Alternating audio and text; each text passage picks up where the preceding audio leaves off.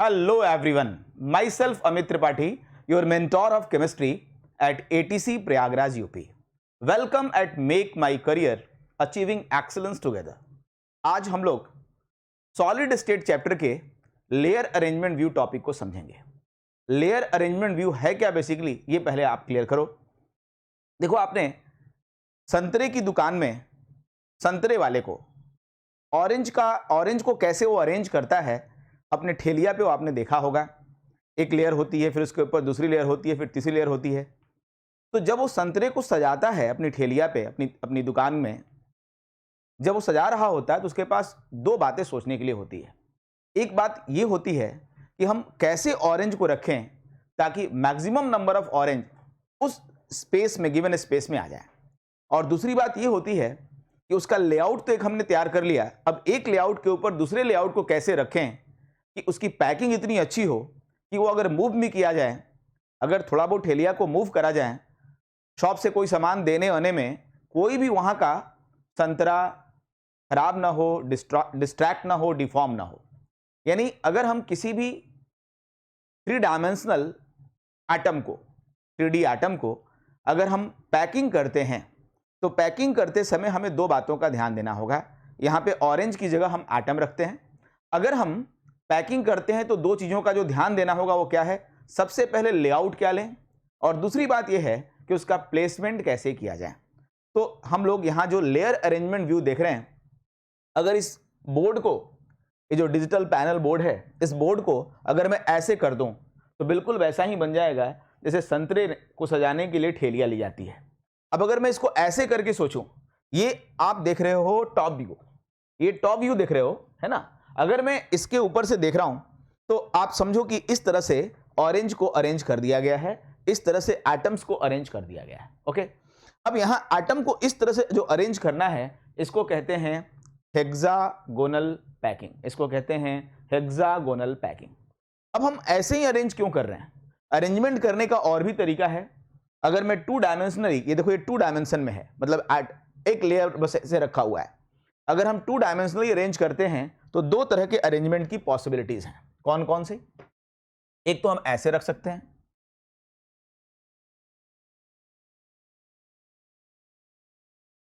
इस तरह के पैकिंग को हम कहते हैं स्क्वायर क्लोज पैकिंग, और ये जो अरेंजमेंट हमने करा है इसको कहते हैं hexagonal close packing. Square close packing में आप देख रहे हो वॉइड्स कुछ इस तरह के बन रहे हैं। इस खाली स्पेस को, इस वैकेंट स्पेस को वॉइड कहते हैं। यहाँ जो वॉइड बन रहा है वो कुछ इस तरह का बन रहा है, और आप यहाँ देखो ध्यान से, ये वॉइड कुछ ऐसा बन रहा है। ऑब्वियस है कि यहाँ जो वॉइड बन रहा है वो ज़्यादा बड़ा है, मतलब वैकेंट स्पेस ज़्यादा है और यहाँ पर वैकेंट स्पेस कम है। तो मैं कह रहा था कि सबसे पहले वो ये तय करता है कि हम ठेलिया पे कैसे ऑरेंज को सजाएं, पहला लेआउट कैसे रखें जिससे कि मैक्सिमम पैकिंग हो।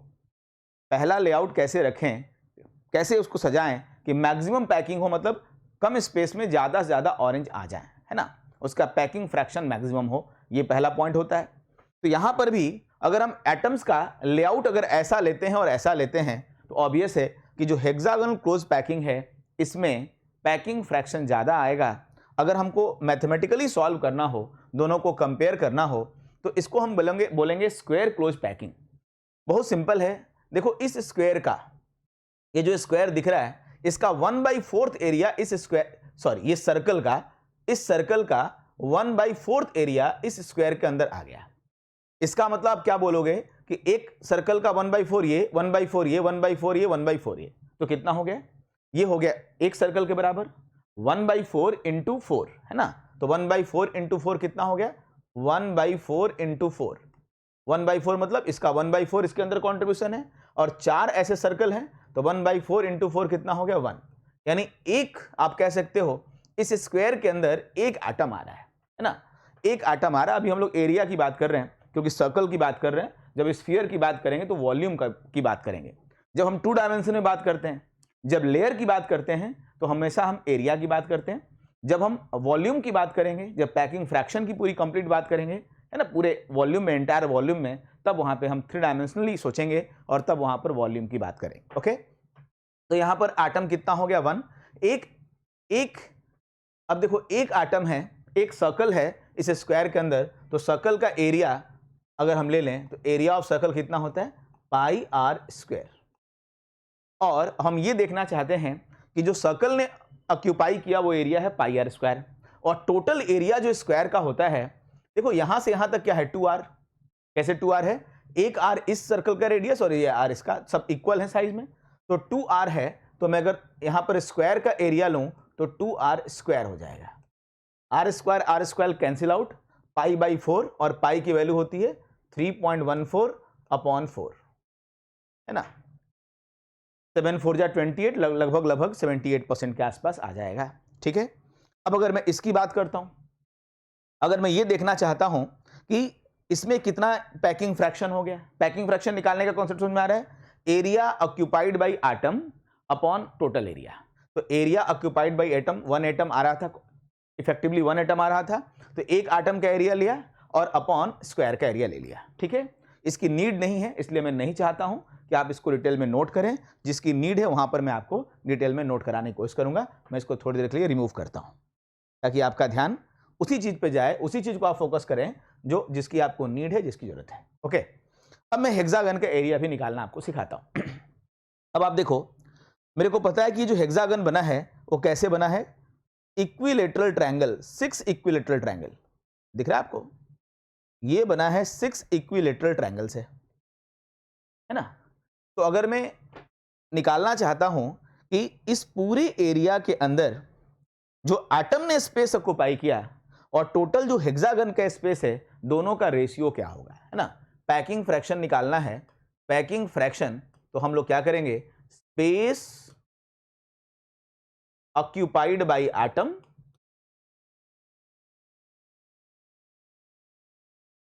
अपॉन एरिया ऑफ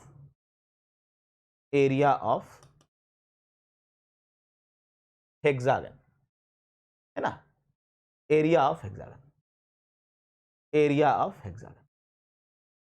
ठीक है, तो स्पेस ऑक्यूपाइड बाय एटम क्या है, सबसे पहले देखा जाए कि इसके अंदर कितना एटम आ रहा है।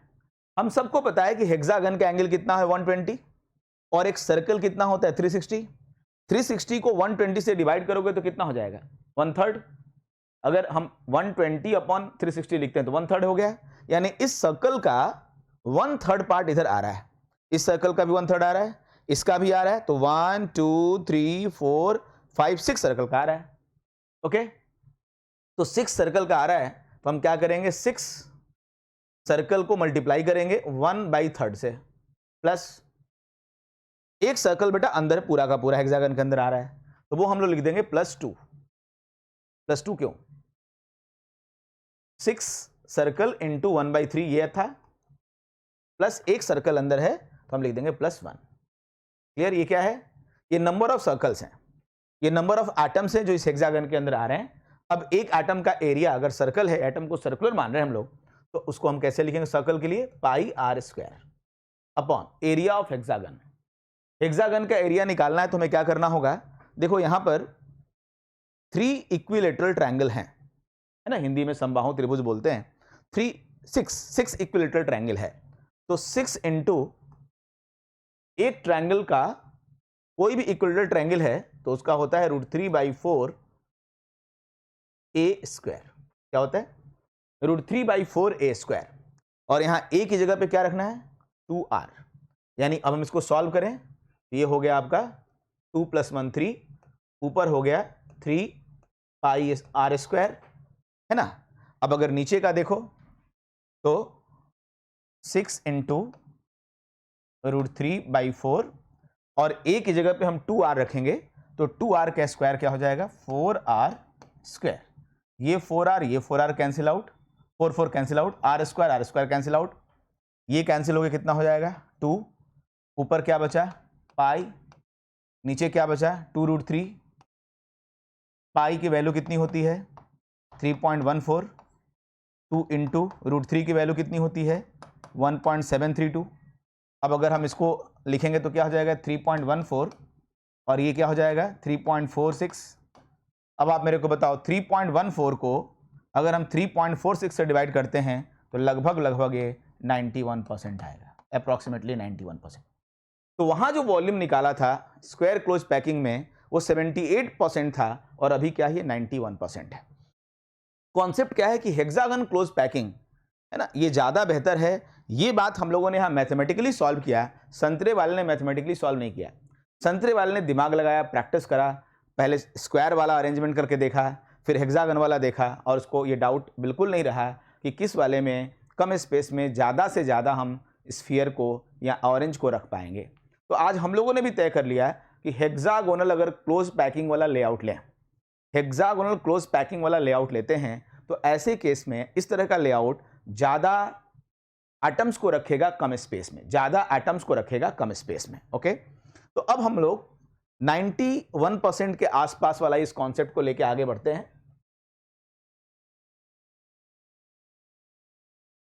चलिए, ये अगर मैं इसी तरह से इस एटम के अबाउट, जैसे मैंने 6 एटम रखा है, अगर इसी तरह से मैं ढेर सारे एटम रख दूं, आप किसी भी एटम को देख लो, एक एटम के अबाउट 6 एटम है, दिख रहा है आपको? हर एटम के अबाउट 6 एटम है, यानी ये पूरा हेक्सागन लेआउट है। मैं एक आसान तरीका आपको बताता हूं हेक्सागन लेआउट का। देखो, जब भी तुम्हें वॉइड ऐसा दिख जाए, वॉइड का नजारा ऐसा दिखे, वॉइड अगर ऐसा दिख रहा है शेप, तो समझ लेना हेक्सागन लेआउट है। कोई जरूरी नहीं कि हेक्सागन लेआउट बनाने के लिए एक एटम के अबाउट 6 आपको कोई दिखाए तभी, है ना बेटा, केवल इतना 3 बना देना और ये ऐसा दिख रहा है ना आपको, समझ लेना हेक्सागोनल लेआउट है। तो हेक्सागोनल लेआउट कैसा है? 2 डायमेंशनल। अब हमें पढ़ना क्या है? 3 डायमेंशनल। क्यों? क्योंकि हम जो सॉलिड्स पढ़ रहे हैं वो 3D सॉलिड्स के बारे में पढ़ रहे हैं। तो चलो, ये एक लेआउट है, इसको मैंने पैनल बोर्ड को उठाया, है ना, तुम्हारा जो मोबाइल का स्क्रीन है, डेस्कटॉप का स्क्रीन है, अगर इसको ऐसे कर दो तो जो मोबाइल और डेस्कटॉप की स्क्रीन को ऐसे करोगे और टॉप व्यू देखोगे तो एक लेआउट हो गया। अब उसके ऊपर दूसरा रखना है, उसके ऊपर तीसरा रखना है। मैं इसके ऊपर दूसरा रखने जा रहा हूं।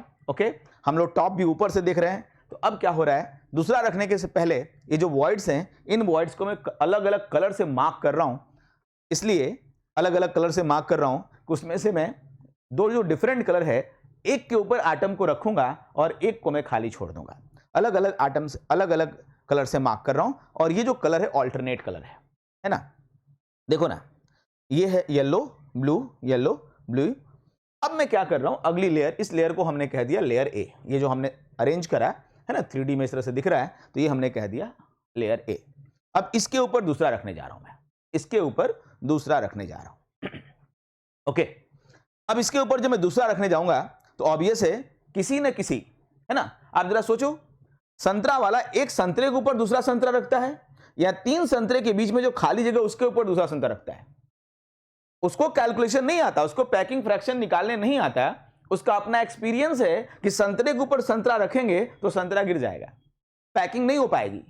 आज हम लोग सॉलिड स्टेट में, सॉलिड में एटम्स की पैकिंग कर रहे हैं, काम वही कर रहे हैं, पैकिंग ऑफ एटम पढ़ रहे हैं। आज का टॉपिक है पैकिंग ऑफ एटम। तो आज हम भी वही काम कर रहे हैं, उसने अपने एक्सपीरियंस से सीखा है। आज हम लोग यहां मैथमेटिकली उस कॉन्सेप्ट को सीख रहे हैं। क्या सीख रहे हैं कि जब दूसरा लेयर रखेंगे, सेकेंड लेआउट रखेंगे, और ये भी हेक्सागन होगा, क्योंकि अब तय कर लिया कि हेक्सागन लेआउट ही लेना है, क्योंकि यहां पर पैकिंग फ्रैक्शन मैक्सिमम आ रहा है। तो जब ये तय हो चुका, तो अब ये जो एटम है, या तो मैं इस वाले वॉइड पे रखूंगा, या तो मैं इस वाले वॉइड पे रखूंगा, या तो येलो वाले पे रखूंगा, या तो ब्लू वाले पे रखूंगा। एक साथ दोनों पे नहीं रख सकता, क्योंकि इतना बड़ा सेम साइज का एटम, जितना नीचे वाला उतना ही बड़ा एटम, दोनों पे एक साथ नहीं रख पाएगा। इसीलिए हमने 2 कलर से मार्क किया था कि एक वॉइड को ऑक्यूपाई करेगा और एक वॉइड को छोड़ देगा। तो इसलिए देखो, अब हम लोग क्या करेंगे, जो भी दूसरी लेआउट रख रहे हैं वो किसके ऊपर रख रहे हैं? येलो वाले पे रख रहे हैं, येलो वाले पे रख रहे हैं। देखो ध्यान से, येलो वाले पे रख रहे हैं। फिर से हेक्सागन बना दिया हमने, एक हेक्सागन लेआउट हो गया। ऐसा वॉइड दिखता रहे तो समझो कि हेक्सागन ही सर बना रहे हैं, और तुम भी अपनी याद में डाल दो कि यहां हेक्सागन लेआउट बन रहा है। अब मैं क्या कर रहा हूं, जरा ध्यान से देखो, मैंने येलो वाले के ऊपर एटम रख दिया तो वो वॉइड तो गायब हो गया। उस वॉइड के ऊपर एक सॉलिड एटम है। ये मेरा जो सर्कल है वो ट्रांसपेरेंट है, तो नीचे वाला दिख रहा है, बट अगर ये सॉलिड होता तो ये हम लोग को नहीं दिखता। या दिखता? बिल्कुल नहीं दिखता। कौन दिखता? जिसके ऊपर एटम नहीं रखा है, और जिसके ऊपर एटम नहीं रखा है वो कौन सा है? ये वाला, है ना। इसके ऊपर एटम नहीं रखा है, तो देखो लेयर ए रख दिया, लेयर बी रख दिया। अब इसके बाद ये जो नया वॉइड दिख रहा है, इस वॉइड को मार्क करने जा रहा हूं। वॉइड का मतलब क्या है? Vacant space. ये जो वॉइड है उसको मार्क कर रहा हूं। देखो यहां पर इसको मैंने मार्क किया, जो ऊपर दिख रहा है, ये ऊपर दिख रहा है, ये ऊपर दिख रहा है, इसको मैं मार्क कर दिया। इन तीनों को मैंने मार्क कर दिया, इन तीनों को भी मैंने मार्क कर दिया। ओके, लेयर ए के ऊपर लेयर बी रख दिया। बहुत ध्यान से सुनना, यहां से टर्निंग पॉइंट है, पैकिंग का टर्निंग पॉइंट यहीं पर है, पूरा कॉन्सेप्ट यहीं से निकल के आने वाला है। लेयर ए के ऊपर लेयर बी हमने रख दिया, तो दो तरह के वॉइड्स दिख रहे हैं। दो तरह के वॉइड्स का मतलब एक ऐसा वॉइड है जो 6 एटम से मिलकर बना हुआ है, एक ऐसा खाली जगह जो 6 एटम के बीच का है। 6 एटम के बीच में कौन सा है, आप जरा देखो ध्यान से, ये वाला है।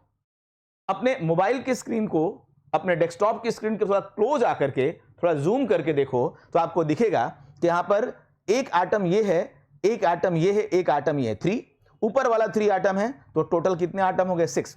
बेटा इसको बहुत ध्यान से देखो, बहुत ध्यान से देखो और काउंट करो। ये 6 एटम के बीच में बना हुआ वॉइड है और इसका शेप कुछ ऐसा भी दिख रहा होगा,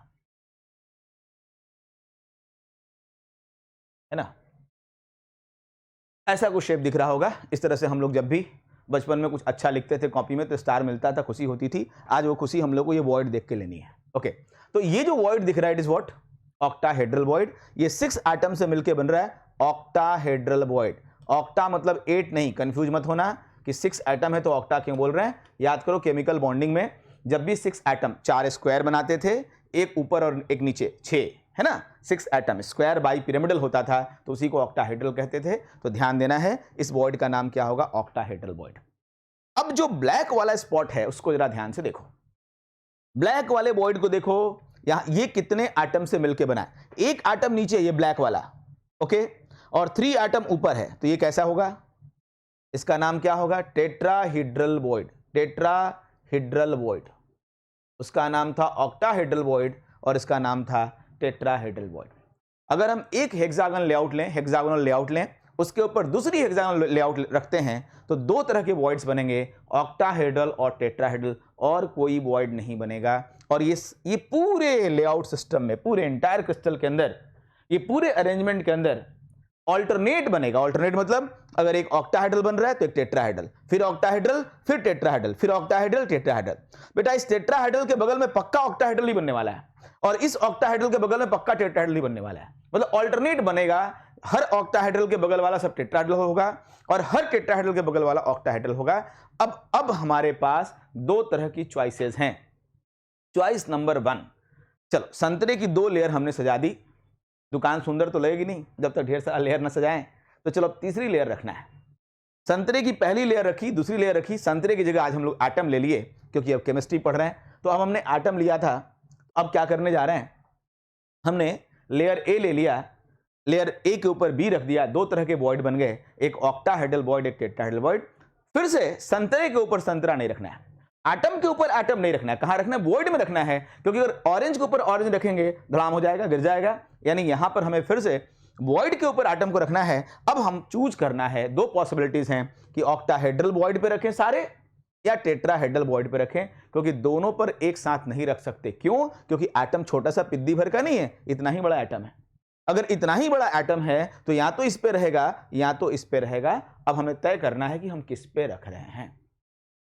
अगर ऑक्टाहेड्रल वॉइड पे रखते हैं तो एक केस और टेट्राहेड्रल वॉइड पे रखते हैं तो दूसरा केस। ओके, अब हमें समझना है, when third layer is placed on the octahedral void formed by layer A and B, then it is called as cubic close packing.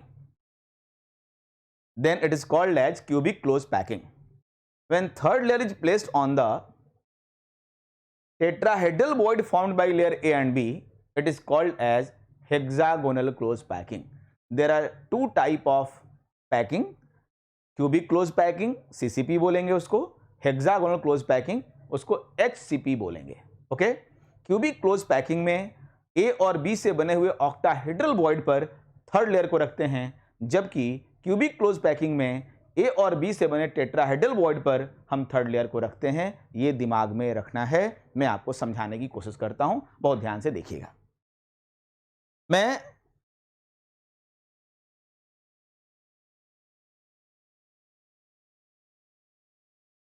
थोड़ा सा इस पावर पॉइंट के पीछे के सेक्शन में आपको लेके आ रहा हूं। ओके,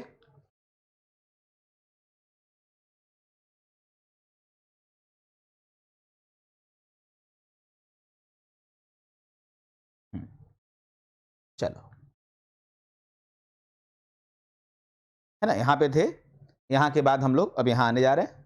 ओके, अब मैं थर्ड लेयर कहाँ रखने जा रहा हूँ, इस पे ऑक्टाहेड्रल पे, थर्ड लेयर में ऑक्टाहेड्रल पे रखने जा रहा हूँ। ध्यान देना भाई, थर्ड लेयर मैंने रख दिया कहाँ पे, ऑक्टाहेड्रल पे। दिख रहा है आपको थर्ड लेयर, जो ये रेड कलर का दिख रहा है, ये रेड कलर का लेयर हमने कहाँ पे रखा, एटम कहाँ पे रखा, ऑक्टाहेड्रल पे। अब ध्यान दो, अगर एक बॉल के ऊपर दूसरा बॉल सुपर इंपोज कर जाए, ओवरलैप कर जाए, तो लेयर सेम है, और अगर सुपर इंपोज नहीं करे तो डिफरेंट लेयर है।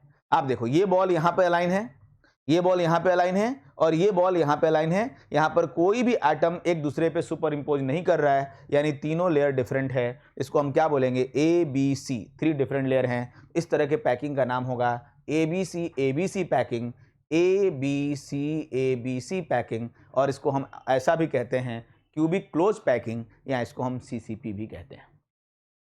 एटम को अरेंज कर रहे हो, तो एटम अरेंज होने के बाद एक लैटिस का फॉर्मेशन कर दिए, और आप जानते हो कि लैटिस क्या होता है।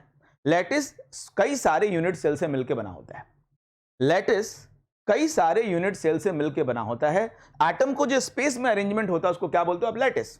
Arrangement of atom molecule ions in space is called as lattice. तो यहां पे जो अरेंजमेंट हमने किया स्पेस में, 3 डायमेंशनल स्पेस में, इसको हमने क्या बोलेंगे, लैटिस का फॉर्मेशन हो गया, क्रिस्टल का फॉर्मेशन हो गया। लेकिन हर लैटिस और हर क्रिस्टल किसी न किसी यूनिट सेल से बना होता है। अब हमें यह सीखना है कि इस तरह के लैटिस का, जिसका नाम सर ने क्यूबिक क्लोज पैकिंग रखा है, या जिसका नाम सर ने नहीं, होता है, रखा ही गया है, इस सीसीपी लैटिस में यूनिट सेल किस टाइप का होगा। ये अगर क्यूबिक है, अगर ये क्यूबिक है तो फिर सर ने यहां क्यूबिक क्लोज पैकिंग लिख दिया है, तो ये क्यूबिक क्यों रख दिया है ना, क्यूबिक ही क्यों रखा, कोई और नाम क्यों नहीं रखा, ये एक बात ध्यान देना है। और ये नाम क्यूबिक क्लोज पैकिंग क्यों है, इस पर भी बात करनी है। फिलहाल ये तय करना था कि इसका यूनिट सेल कैसा होगा, सिंपल क्यूबिक की तरह होगा, बॉडी सेंटर्ड की तरह होगा, या फेस सेंटर की तरह होगा, ये आपको तय करना है। ओके, इसको तय करने का क्या तरीका है वो मैं आपको समझाता हूं। ये ए बी सी, ये 3 डिफरेंट लेयर है। इसके बाद इसी को कंटिन्यू करोगे फिर से ए बी सी, तो इसको ए बी सी पैकिंग कहते हैं। What is A B C packing, आपको लिखना है what is A B C packing. तो आप सिंपली लिखोगे when third hexagonal layer is placed on the octahedral void formed by layer A and B, then it is called as ABC और cubic close packing. Okay? अपने मन में सवाल लेके हम आगे क्या बढ़ रहे हैं कि why it is called as cubic close packing, है ना। और ये भी पढ़ना चाहते हैं हम कि किस तरह के इसका यूनिट सेल कैसा होगा। ये तो लैटिस है, इसका यूनिट सेल देखने में कैसा होगा। ओके, इसको समझने के लिए मैं आपको आगे ले चलता हूं, है ना। यूनिट सेल समझना है कैसा होगा, जरा देखो ध्यान से। मैं एक छोटा सा एग्जांपल लेके आपको समझाने की कोशिश करता हूं ताकि बातें पूरी क्लियर हो जाए आपको। देखो, अगर मैं ऐसा एक लेआउट बनाऊं,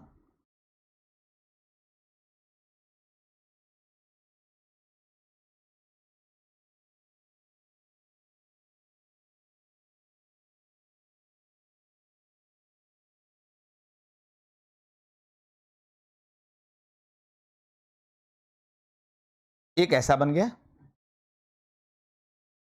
सर्कल वाला, इसमें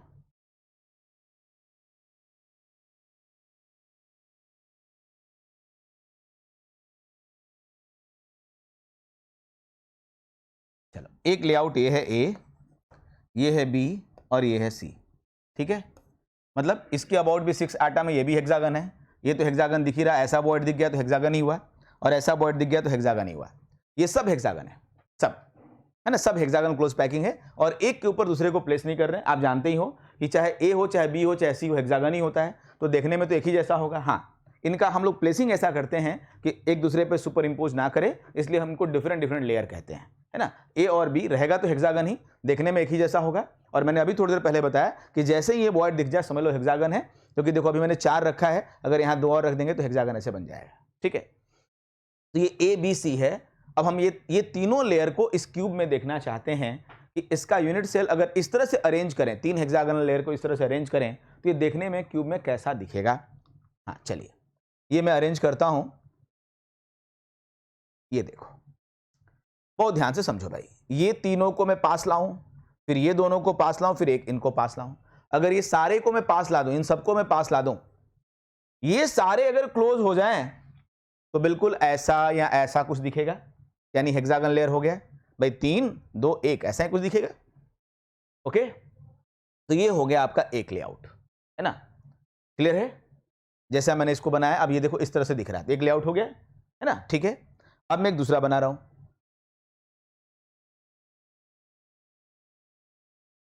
ये हो गया आपका दूसरा लेआउट, है ना। मैं इसको रिमूव कर दूं, आपको कंफ्यूज कर रहा है, ठीक है। ये देखिए ध्यान से, ये ब्लू वाला जो लाइन है, ये हमने इसको लेयर ए मान लिया, ये जो रेड कलर से हमने बनाया लेयर बी कह दिया। ये क्या है बेसिकली, ये तीनों को पास लाइए, इन दोनों को पास ले, इनको एक लाइए, ऐसा बन जाएगा, है ना। तो अब अगर इसको बी कह दो, ए कह दो, नेमिंग पे कोई मतलब नहीं है, मतलब ये है कि एक लेयर ये हो गया, एक लेयर ये हुआ, दोनों एक दूसरे पे सुपर इंपोज नहीं कर रहा है। अब इन दोनों से बने हुए, इन दोनों से मिलने के बाद जो ऑक्टाहेड्रल वॉइड बनता है उस पर हम थर्ड लेयर रख दे रहे हैं, वो थर्ड लेयर ये है सी, है ना। यहां रख दें चाहे यहां रख दें, है ना। तो अगर मैं ऐसा रख दूं, चलो क्लियर है। ये वाला देखो, ये वाला कौन सा था, ये था ए, है ना। तीनों ये पास लाया मैंने, रेड वाला, फिर ये दोनों, फिर ये हो गया ए, फिर ये वाला हो गया बी, कौन सा, ये तीनों पास लाया, ये दोनों और ये एक, तो ए और बी हो गया, और ये हो गया सी।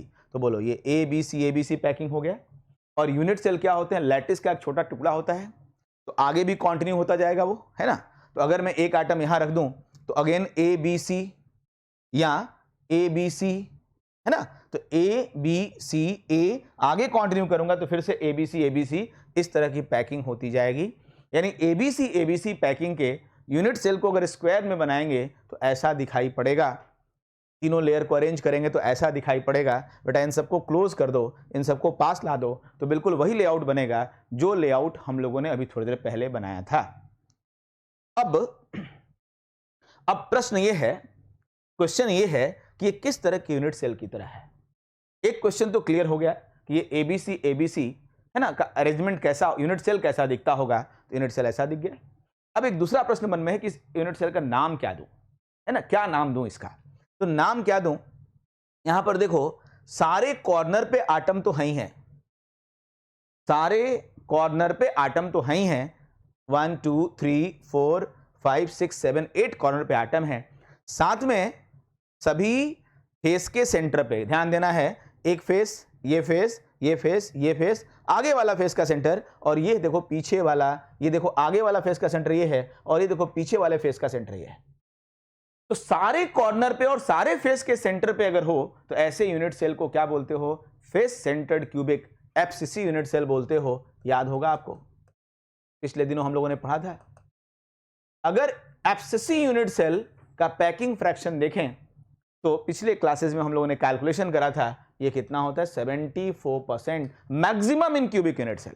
74% is maximum packing fraction, packing efficiency in cubic unit cell. अब अगर सबसे अधिक इसमें पैकिंग होती है, सबसे अच्छी पैकिंग इसमें होती है, तो इसको सबसे क्यूब की सबसे क्लोज पैकिंग कहोगे कि नहीं कहोगे, कहोगे ना, इसीलिए इसका नाम क्या है, क्यूबिक क्लोज पैकिंग।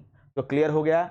अभी तक हम लोग यूनिट सेल के टाइप पढ़ रहे थे, अब क्या किया हमने, एटम को अरेंज करते गए और लैटिस बना दिए, और उस लैटिस को पहले से पढ़े हुए यूनिट सेल से कंपेयर किया तो पता चला कि एबीसी पैकिंग मतलब लेयर ए और बी से बने हुए ऑक्टाहेड्रल वॉइड पे अगर हम थर्ड लेयर रखते हैं तो उससे जो ऑक्टाहेड्रल वॉइड पे थर्ड लेयर रखते हैं तो उससे जो यूनिट सेल बनेगा it is similar to FCC, और एफसीसी क्या है, यूनिट सेल, और सीसीपी क्या है, लैटिस। तो क्यूबिक क्लोज पैकिंग बोलो, सीसीपी बोलो या एफसीसी बोलो, सेम बात है, क्योंकि आप जानते हो कि जहां रेगुलर अरेंजमेंट होता है, जो यूनिट सेल के अंदर प्रॉपर्टी होती है वही प्रॉपर्टी इंटायर क्रिस्टल के अंदर होता है। इसीलिए इस तरह के क्रिस्टलाइन सॉलिड को लॉन्ग रेंज ऑर्डर सॉलिड कहते हैं। इसलिए अगर हम एफसीसी का 74% पढ़ चुके हैं तो हम कह सकते हैं कि इन एबीसी पैकिंग और in CCP cubic close packing efficiency 74%। Clear. School examination में अगर आपको लिखना हो तो आप बहुत आसानी से लिख सकते हो। क्या लिखना है, ऐसे लिखना है कि when third layer is placed on the octahedral void formed by layer A and B, then this type of packing is called as cubic close packing. Its unit cell is similar to FCC, face centered cubic. That is why its packing fraction is 74%. Clear? तो मैंने आपको पहले तरह की packing clear करी, दो तरह की पैकिंग पढ़नी है, एक एबीसी पैकिंग पढ़नी है और एक दूसरी पैकिंग जो अब आपको हम पढ़ाने जा रहे हैं वो है एबी पैकिंग। चलिए फिर से लेयर ए के अबाउट मैंने 6 एटम लेयर ए बनाया और एक एटम के अबाउट 6 एटम रख करके हेक्सागोनल क्लोज पैकिंग कर ली। ओके, बिल्कुल वैसे ही 2 कलर से मार्क कर लिया, पूरी कहानी सिमिलर है। ए लेयर और बी लेयर तक कहानी सिमिलर है भाई। लेयर ए के बाद लेयर बी जो बनाया वो कहानी सिमिलर है, यहां तक की वही कहानी है। अब यहां पर मैं ब्लैक कलर से मार्क कर दूं ताकि ये भी वॉइड्स आपको दिख जाएं, यहां भी मार्क कर दूं, यहां भी मैं मार्क कर दूं। ओके, इस तरीके से लेयर ए के ऊपर लेयर बी हमने रख दिया। ओके, लेयर ए के ऊपर लेयर बी हमने रख दिया। मेन मतलब है थर्ड लेयर रखने पर। कहां रखा था इसके पहले? ऑक्टाहेड्रल बॉइड पे। बचा कौन? Tetrahedral Boyd. दो ही केस है भाई। हमें जो पैकिंग पढ़नी है हेक्सागोनल पैकिंग, हेक्सागोनल लेआउट लेकर के पैकिंग, बस 2 तरह का हो सकता है। थर्ड लेयर को या तो आप ऑक्टाहेड्रल बॉइड पे रखोगे या तो टेट्राहेड्रल बॉइड पे। एग्जामिनेशन में से क्वेश्चन आता है कि इनमें से कौन सा पैकिंग सही है। आप मेरे को बताओ, अगर कहीं पे क्वेश्चन में ये लिखा हो ए बी सी ए बी तो कोई गलती नहीं है। क्यों नहीं गलती है? क्योंकि शुरुआत में हमने एबीसी पैकिंग करी और बाद में कुछ ए बी डिफरेंट कर दी। गलत कब होगा? जब संतरे के ऊपर संतरा रखोगे, ठेलिया पर से संतरा गिर जाएगा और नुकसान हो जाएगा। आप में से अगर किसी ने ऐसा लिख दिया ए बी सी तो इस तरह का अरेंजमेंट पॉसिबल नहीं है। 4 ऑप्शन दे के बोलता है इनमें से कौन सा पैकिंग अरेंजमेंट करेक्ट नहीं है। तो जहां पे 2 सेम एटम वाला दिख जाए, एटम के ऊपर एटम रखने वाला, संतरा के ऊपर संतरा रखने वाला, उसको आप बोलो कि करेक्ट पैकिंग अरेंजमेंट नहीं है। आप एबीसी कर सकते हो, ए बी कर सकते हो, एबीसी कर सकते हो, ए बी कर सकते हो, कुछ भी कर सकते हो। बस ध्यान ये देना है कि एटम के ऊपर एटम नहीं रखना है, संतरे के ऊपर संतरा नहीं रखना है, नहीं तो गिरेगा, नहीं तो टूटेगा, नहीं तो पैकिंग बेकार हो जाएगी। आइए अब हमको सेकंड पैकिंग पढ़नी है। सेकंड पैकिंग पढ़नी है और उस पैकिंग का नाम होने वाला है एबी पैकिंग। इसका नाम है एबी पैकिंग। तो एबी पैकिंग को पढ़ना है। अब हमें ऑक्टाहेड्रल बॉइड पे रख लिया था, बचा है टेट्राहेड्रल बॉइड पे। जरा ध्यान देना भाई, ये है टेट्राहेड्रल बॉइड। अगर इस टेट्राहेड्रल बॉइड पर मैं एटम रखूंगा तो क्या होगा? इसी के ऊपर तो रखूंगा मैं एटम, क्योंकि सारे एटम साइज में इक्वल हैं। तो इसी के ऊपर तो मैं रखूंगा ना, इसी के ऊपर रखूंगा और इसी के ऊपर रखूंगा या इसके ऊपर मैं रखूंगा, इसके ऊपर रखूंगा तो ये नीचे वाला जो लेआउट है उसी के ऊपर ओवरलैप कर जाएगा, सुपर इंपोज कर जाएगा। आप देखो, मैं जिसके ऊपर एटम रखूंगा पहले उसको रोटेट करूंगा। ध्यान देना, कॉन्सेंट्रेशन बढ़िया होना चाहिए। ऐसा नहीं हो कि आप इधर वीडियो लेक्चर देख रहे हो और इधर आपका ध्यान किचन की तरफ हो कि पकौड़ी छन रही है, मेरे पास नहीं पहुंची। इस पर ध्यान ना जाए आपका, क्योंकि अभी जो मैं बताने जा रहा हूं वो आपको तभी बहुत अच्छा लगेगा जब आपको आपका कॉन्सेंट्रेशन 100% हो। देखो बेटा, मैं इसको रोटेट कर रहा हूं, दिख रहा है आपको? दिख रहा है रोटेट करता हुआ? इसके ऊपर मैंने एक एटम रख दिया। ये कौन सा है? ये तीसरी लेयर है। फिर से मैं करता हूं, जिसको नहीं दिखा होगा वो फिर से देखेंगे। मैं इसको रोटेट कर रहा हूं और इसके ऊपर रख रहा हूं। एक आखिरी मौका है, अब की बार चेक कर लो अपनी आंखों को। ये देखो, रोटेट कर रहा हूं और इसके ऊपर मैं तीसरा एटम रख रहा हूं। तो इस तरह से लेयर ए और बी से बना हुआ जो टेट्राहेड्रल बॉइड है उसके ऊपर मैंने थर्ड लेयर चिपका दिया। तो क्या हुआ? जब इसके ऊपर मैंने थर्ड लेयर चिपकाया तो क्या हुआ? ये तो लेयर वही वाली हो गई जो नीचे वाली लेयर है, उसी को सुपर इंपोज कर गया है ना। इसलिए इसका नाम क्या हुआ? A B. और ये लेयर नीचे वाली लेयर कॉमन हो गई तो नाम क्या हो गया? A B. A again B कर देंगे तो ए बी टाइप पैकिंग। तो ए बी टाइप पैकिंग में क्या होता है? When third layer is placed on the tetrahedral void formed by layer A and B, then it is called as AB packing. जब octahedral पर रखते थे तो ABC, जब tetrahedral पर रखते हैं तो AB पैकिंग। क्लियर है कि नहीं क्लियर है? देखो कैसा दिखेगा, ऐसा A B है ना। ये लेयर और ये लेयर डिफरेंट है, बाकी ये दोनों सेम है ना। ये और ये भी सेम है। इस तरह के पैकिंग को आप क्या बोलोगे? AB packing. अब ये जानना है, ये तो हमने लैटिस बना दिया जी, एक क्रिस्टल बना दिया है। हम लोग को ये जानना है कि इस क्रिस्टल का यूनिट सेल कैसा दिखेगा।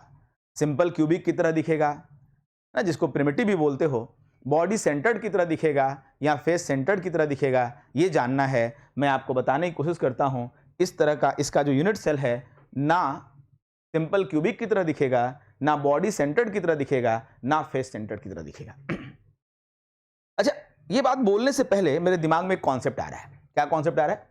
देखो ना, अगर सिंपल क्यूबिक, ये है सिंपल क्यूबिक या primitive, primitive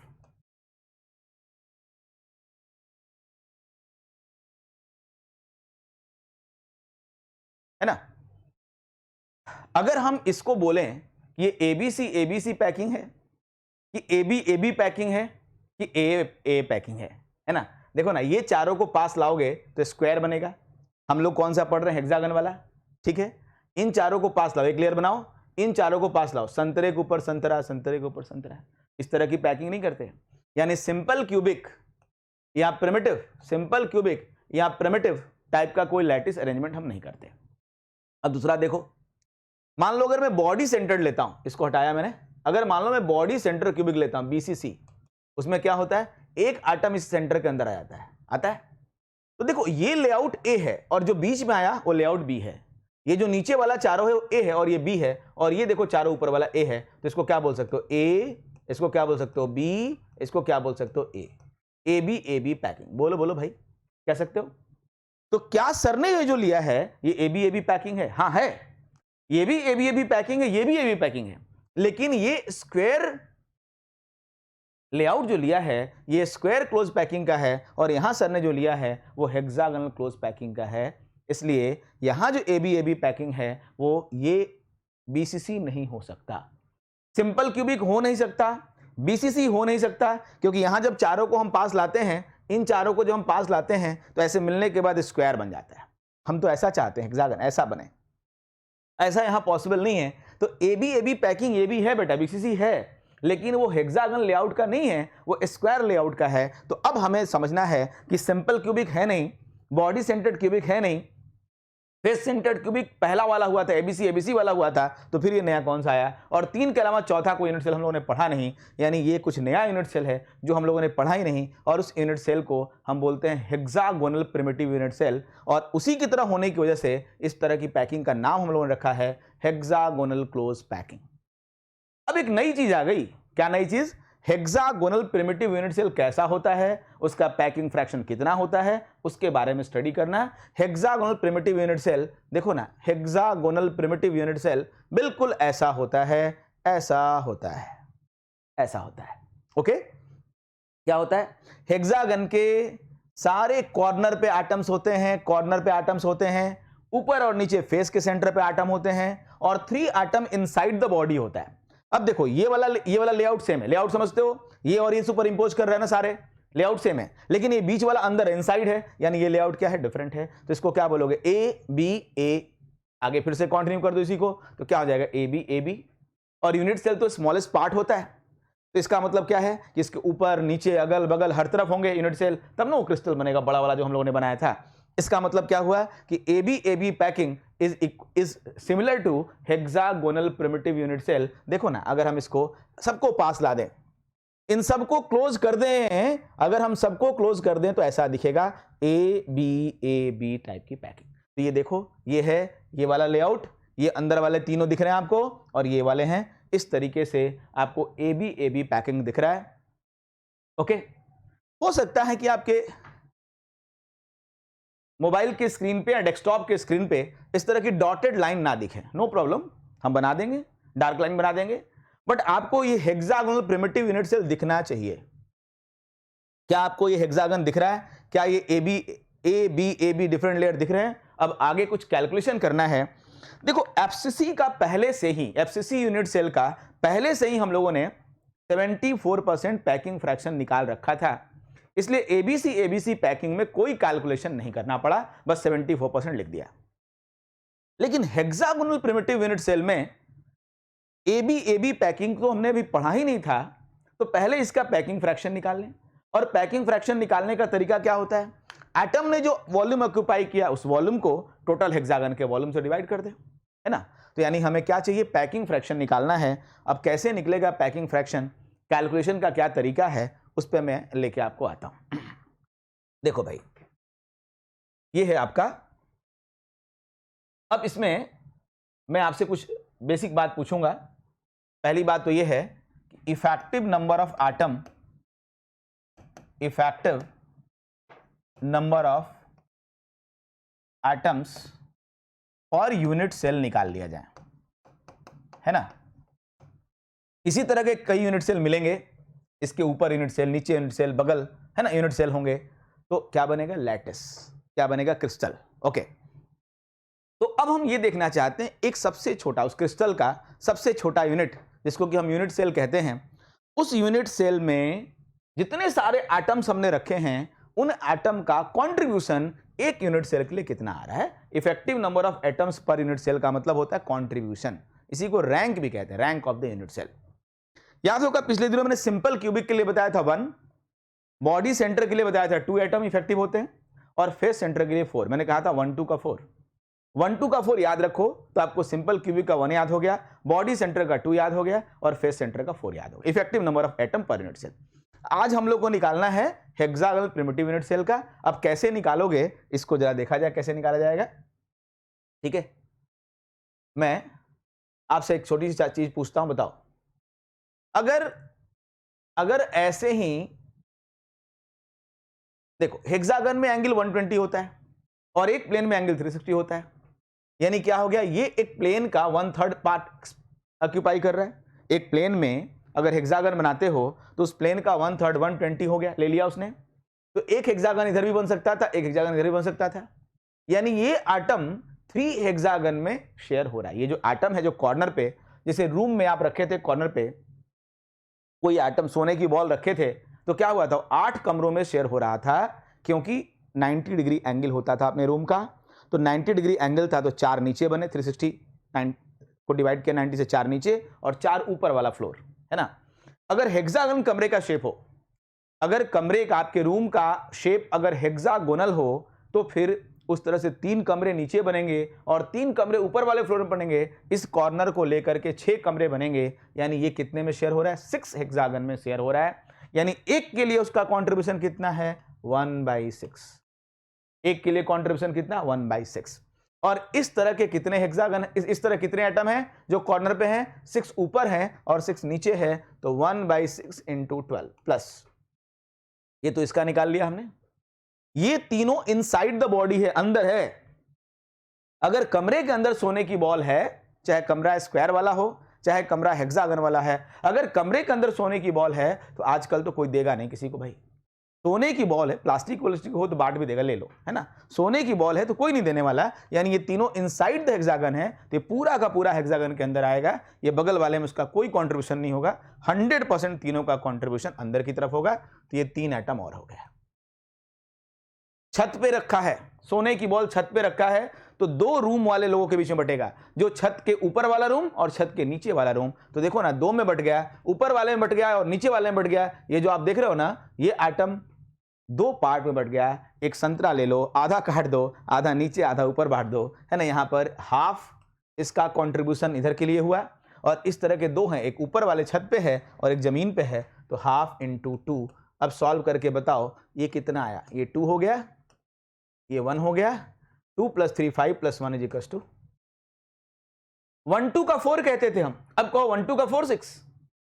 simple cubic unit, देखो 4 ही तरह के यूनिट सेल पढ़ने हैं।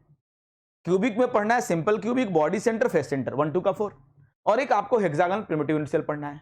अपने सिलेबस में 4 तरह के यूनिट सेल हैं। अब इनमें इफेक्टिव नंबर ऑफ एटम अगर निकालना हो तो बहुत इजी है, 1 2 का 4 6, है ना। 1 simple cubic, 2 body centre, face centre का 4 और हेक्सागन का 6, तो 1 2 का 4 6। इतनी बात क्लियर। अब 6 एटम का अब हमें क्या करना है, पैकिंग फ्रैक्शन निकालना है। पैकिंग फ्रैक्शन निकालना है, एकदम आसान कैलकुलेशन बताता हूं, बहुत प्यार से समझो। चाहे आपका बैकग्राउंड मैथ्स का हो, चाहे आपका बैकग्राउंड बायोलॉजी का हो, जब आप केमिस्ट्री पढ़ते हो तो वही कैलकुलेशन यूज करने होते हैं जो अब तक आपने 10th तक की मैथमेटिक्स में पढ़ा है। यहां बहुत ही डिफिकल्ट इंटीग्रेशन और डिफरेंशिएशन का इस्तेमाल कम होता है। उस बेसिक डिफरेंशिएशन और इंटीग्रेशन का इस्तेमाल करते हैं, या उस बेसिक ज्योमेट्री का इस्तेमाल करते हैं, जो चाहे बायोलॉजी पढ़ने वाला बच्चा हो, चाहे वो मैथ्स पढ़ने वाला बच्चा हो, आसानी से सीख सकता है। तो यहाँ पे जो ज्योमेट्री यूज हो रही है, जो मेंसुरेशन का पार्ट यूज हो रहा है, उसको जरा ध्यान से देखो, बहुत इजी पार्ट है। तो पैकिंग फ्रैक्शन जो हमें निकालना है, उसमें क्या करना है, volume occupied by atom, volume occupied by atom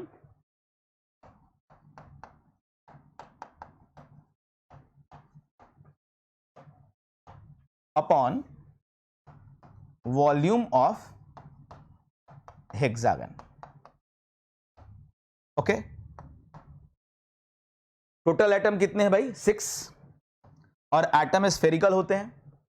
जब 2D था तो सर्कल ले रहे थे, और अब जब 3D की बात आ रहा है तो स्फेरिकल ले रहे हैं। तो एक स्फीयर का वॉल्यूम क्या होता है? स्फीयर का वॉल्यूम क्या होता है? 4/3 pi r square, 4/3 pi r cube volume है ना? वॉल्यूम है तो आर क्यूब होगा, 4/3 पाई आर क्यूब। ये क्या निकल गया? ये आ गया वॉल्यूम ऑक्यूपाइड बाई एटम। एक एटम का वॉल्यूम ये है तो 6 का ये निकल गया। ओके, अब अभी हम लोगों ने हेक्सागन का एरिया निकाला था। अगर एरिया में हाइट को मल्टीप्लाई कर देंगे तो वॉल्यूम आ जाएगा। एरिया में अगर हाइट को मल्टीप्लाई कर देंगे तो वॉल्यूम आ जाएगा। जब एरिया और हाइट का मल्टीप्लिकेशन करेंगे तो ये आता है 24√2 आर क्यूब।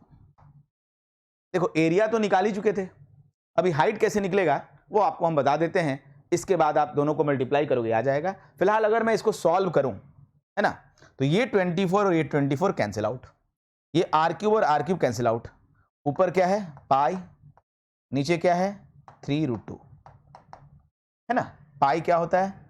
3.14, ये 3 है, और √2 क्या है? 1.414। क्लियर? फिर से इसको सॉल्व किया हमने तो ये भी कितना आ गया? 0.74, 0.74 कितना आया? 0.74। चाहे आप एबीसी पैकिंग कर रहे हो, चाहे आप एबी पैकिंग कर रहे हो, पैकिंग फ्रैक्शन सेम आ रहा है।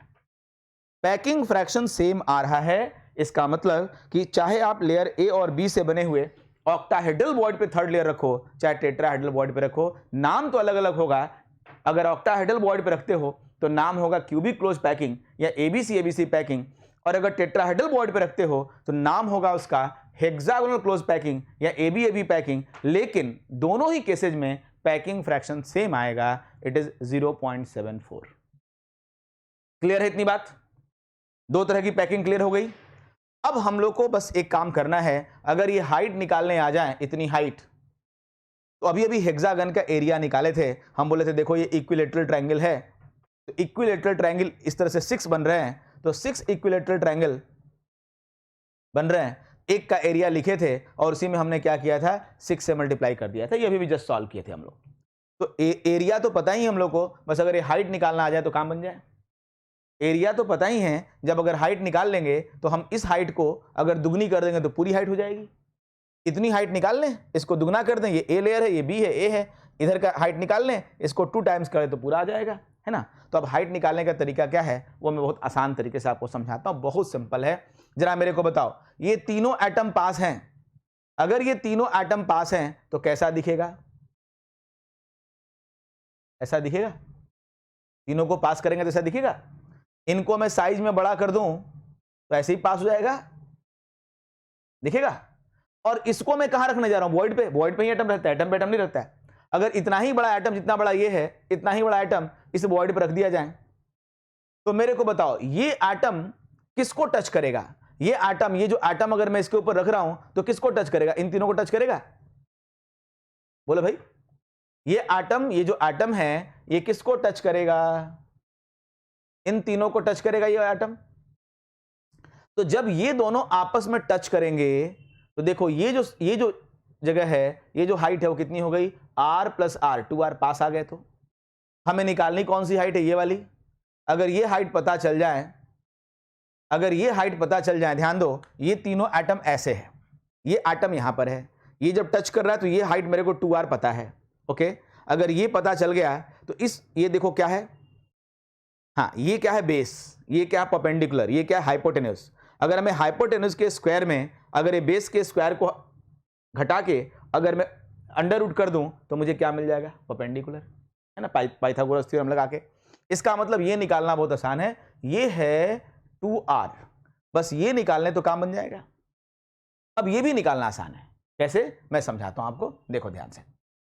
बहुत सिंपल कैलकुलेशन है, 2 बार समझाऊंगा मैं आपको, 2 बार में समझाऊंगा, क्योंकि जिनको मैथमेटिकल कैलकुलेशन में दिक्कत होती है उनको एकदम से क्लियर हो जाए, इसलिए मैं 2 बार समझाऊंगा। जरा इसको ध्यान से देखो, ठीक है? देखो ध्यान से, ये अगर मैं एक इक्विलेटरल ट्रायंगल बना लूं, कैसे? ऐसे बन गया, ये इक्विलेटरल ट्रायंगल बन गया इक्विलेटरल ट्रायंगल। इस इक्विलेटरल ट्रायंगल को में हमें, हमारे पास क्या क्या है, हम चाहते क्या है निकालना, हम ये निकालना चाहते हैं, बोलो ना, चाहते हैं ये निकालना, हम लोग ये निकालना चाहते हैं भाई, ये निकालना चाहते हैं, ये चीज ये है। और मेरे पास क्या क्या इंफॉर्मेशन है, मेरे पास ये है, ये आर है, और ये देखो एक परपेंडिकुलर है, ये हाइपोटेन्यूज है, ये बेस है। तो मेरे पास अगर ये है तो ये निकल जाएगा, क्यों? क्योंकि ये एंगल 60 डिग्री पूरा था और ये एंगल 30 डिग्री है। यहां पर मैथमेटिकल कैलकुलेशन को ध्यान से देखना, बोर मत होना। बोर होना और नहीं होना इस बात पर डिपेंड करता है कि पढ़ते समय आपका टारगेट क्या है। पढ़ते समय आपका टारगेट वीडियोस देखना है, पढ़ते समय आपका टारगेट इंटरटेनमेंट है, पढ़ते समय आपका टारगेट कॉन्सेप्ट को सीखना है, टॉपिक को समझना है, इस पर डिपेंड करता है। अगर आपका टारगेट इसको सीखना ही है तो आप बोर नहीं होंगे। बोर तभी होंगे जब आपका टारगेट केवल और केवल पढ़ना है, अच्छा लगे तो पढ़ना है। अगर ये आपका टारगेट है तो कहीं ना कहीं आप बोर होते हैं। लेकिन अगर टारगेट आपको सीखना ही सीखना है तो बोर होने का तो उसमें कहीं से मौका ही नहीं मिला, क्योंकि आपका तो पूरा दिमाग सीखने में लगा था, बोर होने को लगा ही नहीं। इसीलिए आपको हर जगह कोशिश करनी है, आप सबको पूरे टाइम कोशिश करनी है कि अपने आप को किसी भी कॉन्सेप्ट से जोड़ें, अटैच्ड करें, है ना। कॉन्सेप्ट से जोड़ना बहुत जरूरी है। अब यहां पर देखिए, यहां पर क्या हो रहा है कि ये चीज हमें पता है आर है, और ये भी चीज पता है 60 डिग्री है, ये 30 डिग्री है। तो अगर ये आर है और ये आर है, तो इसको अगर इन दोनों के बीच का रिलेशन हम लिख लें तो काम बन जाएगा। तो मैं लिखता हूं, ध्यान दीजिए। चलिए, ये पूरा 2r था, ये 2r था, ये अपनी इस वाली चीज को मैं हटा लेता हूं। ध्यान से देखिए, चाहे ये निकालूं चाहे ये निकालूं, एक ही बात है ना। अब आप जरा देखिए ध्यान से, ये O है, ये A है, यहां से यहां R है, कोई तकलीफ? OA=R, दिखने में दिक्कत दिख रहा है आपको? OA=R, ठीक है। हमें निकालना क्या है? OB, चाहे इसको निकालिए चाहे इसको, एक ही बात है ना। हमें निकालना क्या है? OB। चलिए, इन दो, इसका जो एंगल है वो कितना है? 30 डिग्री। ये भी क्लियर है, एंगल कितना है? 30 डिग्री, ठीक है। अब देखते हैं, अब हमें पता है कि एंगल अगर ये है तो हम इन दोनों में एक रिलेशन लिख सकते हैं। इनमें OA में और OB में रिलेशन लिख सकते हैं। सब लोग को पता है cos 30 क्या होता है? cos 30 बराबर होता है, हाँ बोलेंगे, cos 30 बराबर क्या होता है? cos 30 बराबर होता है OA/OB। cos 30 बराबर OA/OB, है ना। ये OB और BD में रिलेशन लिखा हुआ है, ये लिखा हुआ है OB और BD, एक ही बात है ना। यहां पर हम लोग इधर ले रहे हैं, यहां पर ये लिखा हुआ है OB/BD, ये है OB, है ना, और ये है आपका BD। OB और BD में रिलेशन नहीं, ये एक थोड़ा कैलकुलेशन मिस्टेक है ना, यहां पे थोड़ा समझ के करना होगा आपको, है ना। इन दोनों के बीच का रिलेशन क्या है? cos 30। अगर मैं इसको रिवर्स कर दूं तो क्या हो जाएगा? sec 30। cos 30 की वैल्यू कितनी है? √3/2। अगर मैं sec 30 करता हूं तो क्या हो जाएगा? 2/√3। इसका मतलब कि ये जो हमें मिला है, इट इज व्हाट? 2r/√3। ये जो जगह ये मिला है 2r/√3, √3/2 को हमने उल्टा करके कर दिया तो क्या मिल गया, है ना। cos 30 हमने से लिख दिया sec 30, तो sec 30 उल्टा होता है cos 30का, OB/OA, है ना। अगर cos 30 √3/2 है तो sec 30 क्या होगा? 2/√3 हो जाएगा। OA को इधर ला दिया, बराबर OB। हम निकालना क्या चाहते थे? ये चीज ये निकालना चाहते थे, ये तो हमारे पास R था ही, इसकी जगह R रख दिए, तो ये क्या हो गया? 2r/√3। ये किसकी वैल्यू हो गई? OB की। भाई ये वैल्यू आ गई, देखो ना, ये वैल्यू आ गई, और ये वैल्यू पहले से 2r है, जब टच करेगा तो 2r है। अब ये निकालना है, अब ये देखो, ये चीज हमारे आ गया, ये चीज ऐसे, ये आ गया, ये भी आ गया, ये क्या है? हाइपोटेन्यूज, है ना। अब हमें कौन सा निकालना है? परपेंडिकुलर। तो हमें पता है, अगर मैं इस परपेंडिकुलर के, अगर मैं इस हाइपोटेन्यूज के स्क्वायर में इस बेस के स्क्वायर को घटा के रूट कर लूंगा तो मुझे क्या निकल जाएगा? ध्यान दो, मेरा ये है 2r, ये है 2r, ये निकल गया 2r/√3। तो इस 2r स्क्वायर में से 2r/√3 के स्क्वायर को हम माइनस करके अंडर रूट करेंगे तो ये निकल जाएगा, ये है ना। तो इस कैलकुलेशन को ध्यान से देखो, अब यहां जो कैलकुलेशन है उसको आप ध्यान से देखो, ठीक है। ये हमने किया 2r² ये वाला, ठीक है, माइनस 2r/√3 का स्क्वायर, ये कितना मिल गया 2r√2/3। ये क्या है, ये हाइट है यहां से यहां तक की, और पूरी हाइट निकालोगे तो 2 टाइम्स हो जाएगा, और ये 2 टाइम्स हो जाएगा तो ये कितनी वैल्यू हो जाएगी, दुगना करोगे तो क्या हो जाएगा 4r, है ना, √2/3। पूरी हाइट निकल गई। क्लियर? 2r√2/3 इतनी हाइट है, तो यहां से यहां तक की हाइट कितनी हो गई 4r, दुगना कर दिया √2/3। अब बताओ एरिया क्या आया था, एरिया मैंने लिखा था इक्विलेटरल ट्रायंगल के 6 इक्विलेटरल ट्रायंगल के एरिया को रखना है, 1 2 3 4 5 6, इस तरह से 6, तो 6 इंटू इक्विलेटरल ट्रायंगल का एरिया याद कर लेना √3/4 a², ए की जगह पे क्या लिखना है 2r का होल स्क्वायर, एक की जगह पे क्या लिखना है 2r, ये 2r है ना, तो ये एरिया है और ये हाइट है, ये है 4r√2/3। तो ये 4 और ये 4 कैंसिल, कोई भी 4 कैंसिल कर दो, है ना, ये 3, ये √2/3 है, तो ये √3 ये √3 कैंसिल। अब आप देखो क्या मिल रहा है, ये मिल रहा है 4, तो 24 हो गया, और ये हो गया ऊपर √2, तो क्या मिला 24√2r³। बच्चा याद कर लो, अभी थोड़ी देर पहले मैंने आपसे बोला था वॉल्यूम आता है 24√2r³। याद क्यों कर लो, आईटी एडवांस के पेपर में कॉम्प्रिहेंशन में 3 क्वेश्चन आए थे और उसमें यही दिया गया था कि what is the volume of hexagon. अब बैठ के इतना कैलकुलेशन तो एक बार आपने कर लिया ना मेरे साथ, अब ये थोड़ा ना है कि आपको आता है कुछ ही तो बार बार करेंगे, नहीं, हमको आता हम करेंगे, हमको आता हम करेंगे, ये कौन सी बात होती है भाई, आपको आता आपने एक बार करके देख लिया, अब एग्जामिनेशन के लिए फाइनली दिमाग में रख लिया कि हेक्सागन का वॉल्यूम कितना होता है, तो कितना होता है 24√2r³ हेक्सागन का वॉल्यूम। एटम का वॉल्यूम था ही, दोनों को डिवाइड किया तो पैकिंग फ्रैक्शन कितना आ गया 74% पैकिंग फ्रैक्शन आ गया। अभी हमने जितना आपका कॉन्सेप्ट क्लियर किया है उसको अगर कहीं भी कैलकुलेशन के पार्ट को समझने में अगर आपको कहीं प्रॉब्लम हो रही हो तो एक बार वीडियो को फिर से देखिए। अगर उसके बाद भी कोई डाउट होता है तो मेक माई करियर के कमेंट बॉक्स में जाकर के उसको लिखिए कि इस प्रॉब्लम, यहां पर आपको प्रॉब्लम है, आपको मैं खुद उस डाउट को सॉल्व करने के लिए जो भी कोशिश की जा रही है वो कोशिश की जा सकती है वो मैं करूंगा, क्योंकि मेरी और आपकी कोशिश ही आपको 100% लर्न करा पाएगी। मेक माई करियर का टैगलाइन है अचीविंग एक्सेलेंस टुगेदर।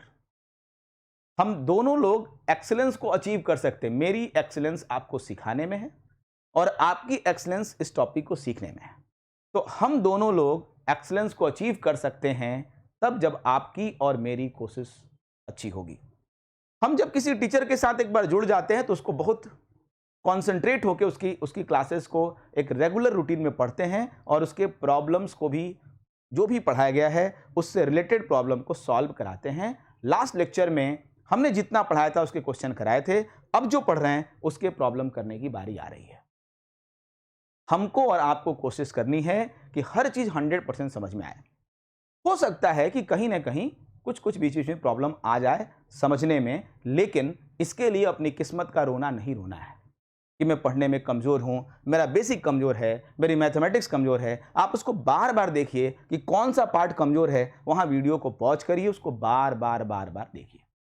जैसे गाना हमें याद करना होता था तो हम क्या करते थे, बार बार सुनते थे, याद करते थे, फिर जाके अपने स्कूल फंक्शन में या कहीं भी उसको गाना को सुनाते थे। डायलॉग याद करने थे प्ले करने के लिए तो हम क्या करते थे, बार बार उस डायलॉग को करते थे और हम उसको बिल्कुल वैसे ही यह क्लासेस में भी यही काम करना है। आपको और हमको एक कोशिश रखनी है कि चीज़ें 100% क्लियर हो जाए, और वो तभी होंगी जब आप किस्मत का रोना छोड़ के आप अपने अटेम्प्ट को, अपने प्रयास को पूरे दिल से, पूरे डेडिकेशन के साथ करेंगे। किसी शायर ने ठीक ही कहा है, कोशिश कर तू आगाज कर अंजाम हो जाए, कोशिश कर तू आगाज कर अंजाम हो जाए, तेरा सफर एक बेमिसाल कयाम हो जाए। मैं ये नहीं कहता कि मुकद्दर से परहेज कर, तू ऐसा कर कि मुकद्दर भी तेरा गुलाम हो जाए। थैंक यू बच्चों। नेक्स्ट लेक्चर में मैं इसको आगे कंटिन्यू करूंगा, तब तक के लिए बहुत बहुत धन्यवाद।